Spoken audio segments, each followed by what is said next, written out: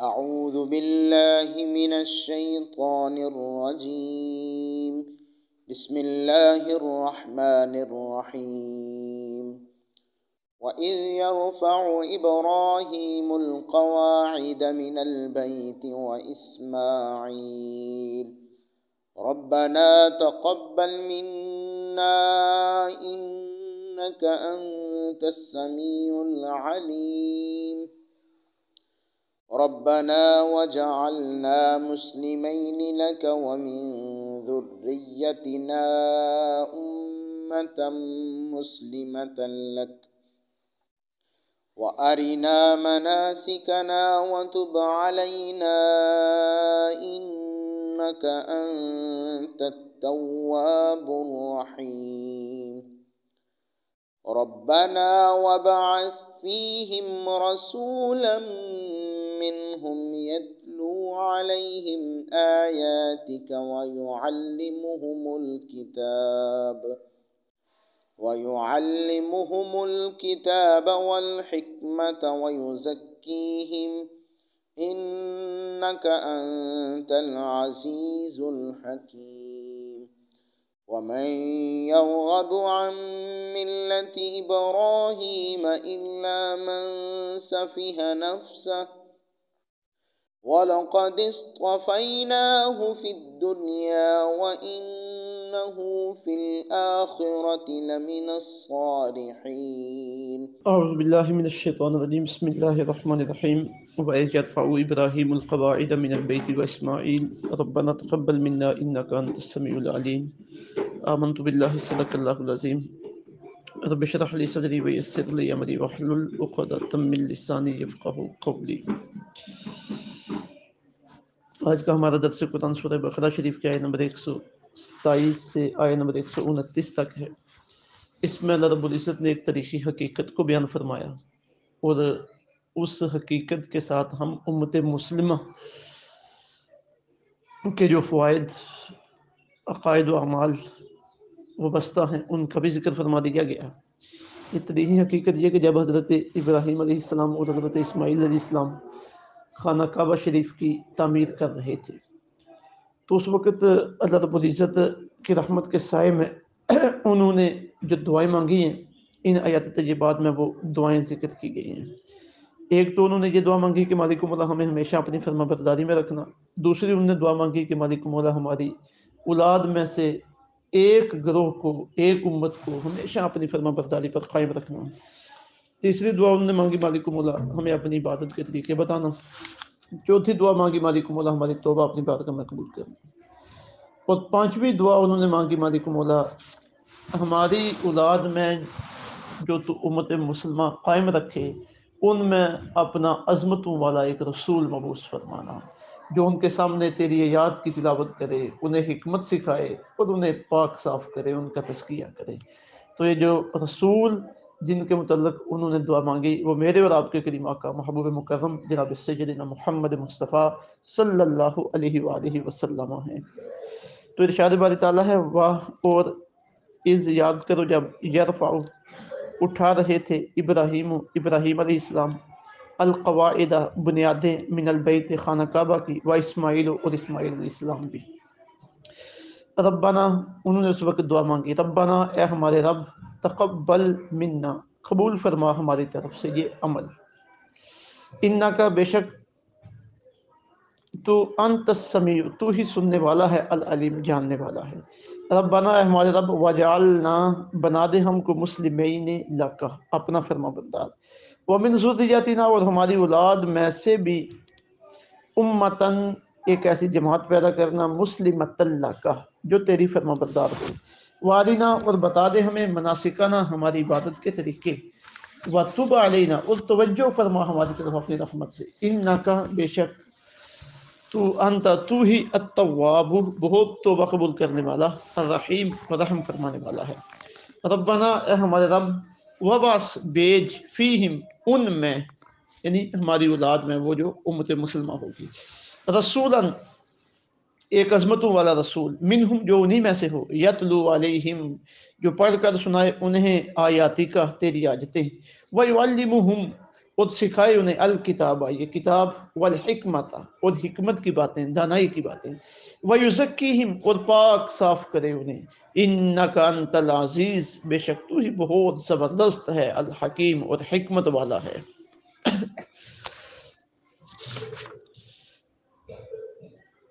حضرت ابراہیم اور حضرت اسماعیل علیہ السلام علیہ السلام جب دونوں خانہ کعبے کی تعمیر کر رہے ہیں تو اس وقت کیونکہ نیک کام کرتے ہوئے بندے کا دل بھی اللہ رب العزت کی طرف مائل ہوتا ہے اور اللہ تعالیٰ کی رحمت بھی بندے کے قریب ہوتی ہے، تو اس وقت بندے کو زیادہ سے زیادہ دعائیں مانگنی چاہیے۔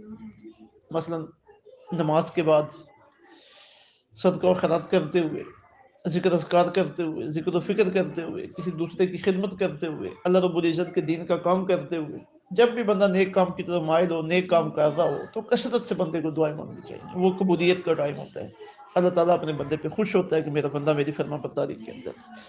تو انہوں نے اس وقت دعا مانگی ہے جب وہ خانہ کعبے کی تعمیر کر رہے تھے۔ وَيَرْفَعُ إِبْرَاهِيمُ الْقَوَاعِدَ مِنَ الْبَيْتِ وَإِسْمَاعِيلُ، یاد کرو اس وقت کو جب اٹھا رہے تھے خانہ کعبہ شریف کی بنیادیں حضرت ابراہیم اور حضرت اسماعیل۔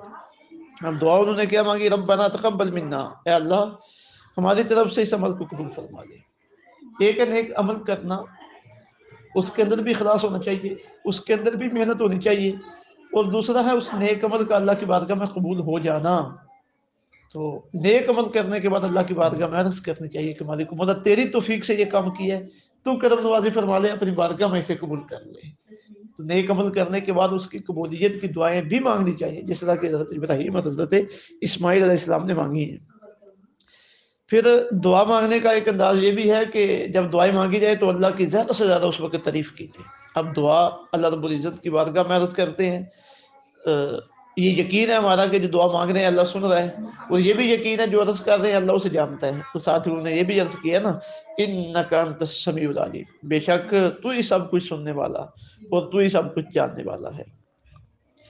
پھر عرض کرتے ہیں ربنا، اے ہمارے رب، وجعلنا مسلمین لک، اللہ ہمیں اپنا فرما بردار بنائے رکھنا۔ اب دیکھیے دعا کے الفاظ کے اوپر غور کیجئے، اللہ ہمیں اپنا فرما بردار بنائے رکھنا۔ اب حضرت ابراہیم علیہ السلام ہے، 80 سال سے زائد عمر ہے، نبی ہیں، بیٹے ہیں حضرت اسماعیل علیہ السلام، ان کی فرما برداری میں کیا شک ہو سکتا ہے؟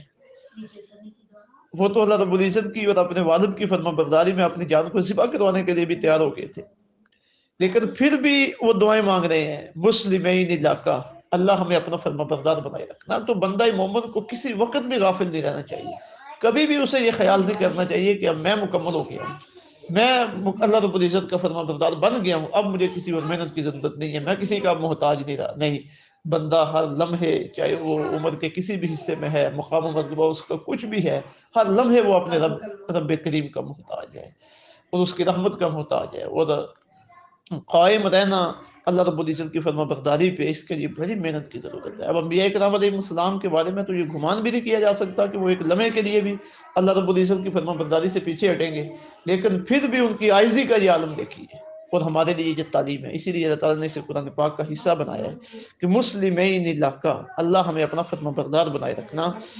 ومن ذریتنا امۃ مسلمۃ لک، اور اللہ ہماری اولاد میں سے بھی ایک جماعت ایسی پیدا کرنا جو تیری فرما بردار ہو۔ یہ انہیں اپنی اولاد کی فکر ہے، جس طرح حضرت ابراہیم اور حضرت اسماعیل کو اپنی اولاد کی فکر ہے کہ ہماری اولاد اللہ کی فرما بردار بنے، ہماری اولاد نیک بنے۔ یہ ہمارے لیے بھی تعلیم ہے، ہمیں بھی اپنی اولاد کی فکر ہونی چاہیے، اور اس کے لیے تگ و دو، محنت، مشقت، کوشش کرنا، مال خرچ کرنا، یہ ضروری ہے، ہماری اولاد فرما بردار بنے۔ تو عرض کرتے ہیں ملک مولا ایک ایسی جماعت پیدا کرنا جو تیری فرما بردار ہو۔ اب یہاں پہ ہمارے مفسرین نے جو مسائل نکالے ہیں امت مسلمہ لک سے، ایک بات انہوں نے یہاں سے یہ نکالی ہے کہ حضرت ابراہیم علیہ السلام سے لے کر حضرت حضور رحمت عالم صلی اللہ علیہ وسلم کے ابا اجداد تک، حضرت عبداللہ تک، ایک گروہ ہمیشہ حق کے اوپر قائم رہا ہے۔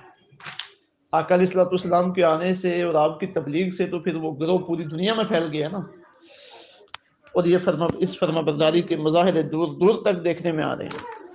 لیکن حضرت عبداللہ تک بھی ایک گروہ حق پہ قائم رہا ہے، اللہ رب العزت کی فرما برداری بھی قائم رہا ہے، اور وہ گروہ آقا علیہ الصلوۃ والسلام کے ابا اجداد ہے۔ مصنف عبدالرزاق کی حدیث نمبر 18 جو اس کا پہلا جز ہے، اس میں آقا علیہ الصلوۃ والسلام کے واضح الفاظ حضرت جابر بن عبداللہ رضی اللہ تعالیٰ عنہ سے مروی حدیث ہے، حضور ارشاد فرماتے ہیں وکانا، آقا علیہ الصلوۃ والسلام اپنے نور کے بارے میں ارشاد فرماتے ہیں وکانا ینتقل من طاہر الی طیب ومن طیب الی طاہر، کہ وہ نور جو آقا علیہ الصلوۃ والسلام کا تھا ایک طیب سے ایک طاہر کی طرف، پھر ایک طاہر سے طیب کی طرف منتقل ہوتا رہا، الی ان اوصلہ اللہ صلب عبداللہ بن عبد المطلب، یہاں تک کہ اس نور کو اللہ تعالیٰ نے عبداللہ بن عبد المطلب کی پشت میں پہنچا دیا۔ تو یہ آقا علیہ الصلوۃ والسلام کے باوجداد کم مسلمان ہونا، اللہ کی فرمانبرداری میں رہنا، کفر و شرک سے بچے رہنا، یہاں سے اس کی بھی دلیل، یہاں اس کی دلیل بھی موجود ہے۔ پھر عرض کرتے ہیں وارینا مناسکنا، اللہ ہمیں عبادت کے طریقے بتا دے، تیرے گھر کی تعمیر کرنے لگے ہیں، حج کیسے کرنا ہے یہ تیری ہی تعلیم ہے، تو ہی سکھائے گا تو ہم کریں گے۔ وَتُبْ عَلَيْنَا إِنَّكَ أَنْتَ التَّوَّابُ الرَّحِيمُ، اللہ اپنی رحمت کی توجہ ہمارے اوپر فرما، ہماری توبہ قبول فرما، بے شک تو بہت توبہ کرنے والا اور ہمیشہ رحم فرمانے والا ہے۔ اب یہ دیکھیے وہی باتیں آ رہی ہیں بار بار کہ اپنے آپ کو اپنے رب کی بارگاہ میں جھکا کے رکھنا، اسی سے معافی مانگنا، اسی کی رحمت کی طلب میں رہنا۔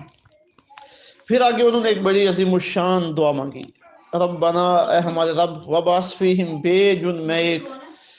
بے جن میں رسول منہم، ایک برگزیدہ رسول جو انہی میں سے ہو۔ اب یہ جو جس امت مسلمہ کی انہوں نے دعا مانگی تھی اسی کے بارے میں اللہ کی بارگاہ میں عرض کر رہے ہیں کہ مالک مولا ان میں ایک اپنا عظیم رسول بھیج، یعنی یہ جو ہم امت مسلمہ ہیں اللہ رب العزت کی توفیق سے، اور ہمارے لیے رسول مکرم صلی اللہ علیہ وسلم کی دعا مانگ رہے ہیں۔ تو حضرت ابراہیم علیہ السلام نے جو دعا مانگی تھی اللہ رب العزت نے وہ قبول فرمائی ہے، حضور رحمت دو عالم صلی اللہ علیہ وسلم کی تشریف آوری کی شکل میں حضور تشریف لے آئے ہیں جو ملت ابراہیمی پہ ہے۔ اور آقا علیہ الصلوۃ والسلام نے خود ارشاد فرمایا ہے، مستدرک حاکم کی حدیث نمبر 4175 ہے، حضور نے اپنے پہلے معاملات ذکر فرمایا انی عند اللہ مکتوب خاتم النبیین، میں اللہ رب العزت کے نزدیک پاس آخری نبی لکھا ہوا تھا، وَأَنَّ آدَمَ لَمُنْجَدِلٌ فِي طِينَتِهِ، اس وقت بھی اللہ کے نزدیک میں آخری نبی لکھا ہوا تھا جب آدم علیہ السلام اپنے خمیر میں زمین پر پڑے ہوئے تھے۔ وَسَأُخْبِرُكُمْ بِأَوَّلِ أَمْرِ، میں تمہیں اپنی پہلی حالت بتاتا ہوں، أَنَا دَعْوَةُ ابراہیم، میں حضرت ابراہیم علیہ السلام کی دعا۔ حضرت ابراہیم نے دعا مانگی تھی کہ اللہ امت مسلمہ جو میری اولاد میں سے ہوگی انہی میں سے ایک عظمت والا رسول بھیجنا۔ تو میرے اور آپ کی کریمہ کیا سرکار فرماتے ہیں دعوت ابراہیم، میں اپنی حالت تمہیں بتاتا ہوں کہ میں حضرت ابراہیم کی دعا ہوں جو انہوں نے اس وقت مانگی تھی۔ اب وہ رسول آئے تو کیا کریں؟ 3 کام ہوں اس رسول کے، یتلو علیہم آیاتی کا، وہ انہیں تیری آیتیں پڑھ کے سنائے، وَيُعَلِّمُهُمُ الْكِتَابَ وَالْحِکْمَةَ، انہیں کتاب اور حکمت کی تعلیم دے، وَيُزَكِّيهِمْ، اور وہ انہیں پاک صاف کرے، إِنَّكَ أَنْتَ الْعَزِيزُ الْحَكِيمُ، بے شک تو بہت زبردست اور حکمت والا ہے۔ اب پہلی بات ہے قرآن مجید کی آیات کی تلاوت کرنا۔ آقا علیہ الصلوۃ والسلام نے قرآن مجید سکھایا ہے، آیات کی تلاوت کی ہیں۔ اب ایک جماعت ہمارے ہاں ایسی پیدا ہو چکی ہے کہ جو کہتی ہے کہ قرآن پاک سمجھنے کی اہمیت ہے، قرآن پاک کی تلاوت کی کوئی اہمیت نہیں۔ استغفر اللہ ربی من کل ذنب، قرآن مجید کے الفاظ بھی اہم ہیں۔ اب دیکھیے آقا علیہ الصلوۃ والسلام کیا ایک فریضہ ہے یتلو علیہم آیاتی کا، ان کے سامنے قرآن مجید کی آیات کی تلاوت کرے۔ اور کئی حدیث طیبات ایسی ملتی ہیں کہ حضور رحمت دو عالم صلی اللہ علیہ وسلم نے بطور خاص صحابہ کو اپنے پاس بٹھا کے انہیں قرآن پاک سنایا۔ صحابہ کرام علیہم الرضوان سے آقا علیہ الصلوۃ والسلام نے ڈیمانڈ کر کے خود قرآن مجید کی تلاوت سنی ہے اور اس سے لطف اٹھایا ہے اور اس کا اثر ہوا ہے، آقا علیہ الصلوۃ والسلام کی آنکھوں میں آنسو جاری ہو گئے۔ تو پھر الفاظ کا ثواب یہ آقا علیہ الصلوۃ والسلام نے خود بیان فرمایا۔ تو تلاوت قرآن پاک کوئی ایسی چیز نہیں جو غیر اہم ہو، یہ آقا علیہ الصلوۃ والسلام کے مناسب نبوت میں شامل ہے۔ یتلو علیہم آیاتی کا، جو پڑھ کے سنائے انہیں تیری آیتیں۔ ٹھیک ہے قرآن مجید ترجمہ، قرآن مجید کا مفہوم یہ سیکھنا سمجھنا یہ بھی ضروری ہے، لیکن ساتھ تلاوت قرآن مجید بھی ضروری ہے۔ ناظرہ قرآن پاک پڑھنا، حفظ قرآن پاک پڑھنا، اسے بالکل ہلکا نہیں سمجھنا چاہیے، یہ بڑا عظیم کام ہے، بڑے ثواب کا عمل ہے، بڑی برکتوں والا عمل ہے۔ وَيُعَلِّمُهُمُ الْكِتَابَ وَالْحِکْمَةَ، انہیں کتاب اور دانائی کی باتیں سکھائے۔ کتاب سے مراد قرآن مجید سمجھانا اور حکمت سے مراد قرآن مجید کی وضاحت کرنا، قرآن مجید کے الفاظ کے جو معنی ہیں، مفاہیم ہیں، اور اللہ رب العزت کا ان احکامات کے ذریعے تقاضا کیا ہے، وہ چیزیں آقا علیہ الصلوۃ والسلام امت کو سکھاتے ہیں۔ اسی حکمت کا ایک ترجمہ سنت ہے، یعنی آقا علیہ الصلوۃ والسلام کے جو احادیث ہیں، جو سرکار نے طریقے وضع کیے ہیں اپنی امت کے لیے، وہ ساری چیزیں وہی ہیں جو اللہ رب العزت کی کتاب قرآن مجید کے احکامات کا تقاضا ہے۔ تو جو سنت ہے، حدیث ہے، یہ آقا علیہ السلام، اس کا مفہوم حضور رحمت عالم صلی اللہ علیہ وسلم پر اللہ رب العزت کی طرف سے نازل فرمایا گیا ہے۔ اب آگے آقا علیہ الصلوۃ والسلام نے اپنے الفاظ میں اسے بیان فرمایا، وَيُزَكِّيهِمْ، اور وہ انہیں پاک صاف کرے، مطلب یہ کہ ان کا تزکیہ کرے، ان کے دلوں کو صاف کر دے، دلوں کو آئینہ بنا دے۔ تو آقا علیہ الصلوۃ والسلام نے امت مسلمہ کا جو تزکیہ کیا، اس کی سب سے پہلی مثال صحابہ کرام علیہم رضوان ہے، جن کے دل بالکل پاک صاف ہو چکے تھے۔ اور اسی سے ایک پورا آگے شعبہ وجود میں آ گیا ہے، احسان کا شعبہ، تزکیہ کا شعبہ جسے ہم اپنی زبان میں تصوف کا شعبہ کہتے ہیں۔ تو یہ ہمارے صوفیاء کرام یہی کتاب قرآن مجید کے آیات کی تلاوت، کتاب و حکمت کی تعلیم، اور اس کے ساتھ یہ دلوں کو پاک صاف کرتے ہیں تاکہ دل اللہ رب العزت کی رحمت کی جلوہ بنے، اللہ کی کرم نوازی کی جلوہ بنے۔ تو یہ 3 مناسب ہیں آقا علیہ الصلوۃ والسلام کے جو یہاں پہ بیان کی گئی۔ اب یہ وہ آیات طیبات ہیں کہ ایک ایک جملہ، ایک ایک لفظ اس میں ہمارے لیے ہدایت اور حکمت کا ایک سمندر لیے ہوئے ہیں، اور یہ ہمارے ہی لیے ساری چیزیں ہیں، ہمارے ہی عقیدے کی بہتری کے لیے، ہمارے ہی عمل کی بہتری کے لیے۔ اللہ رب العزت عمل کی توفیق عطا فرمائے اور اپنے اس مقصد کو سمجھنے کی توفیق عطا فرمائے۔ وما علینا الا البلاغ المبین۔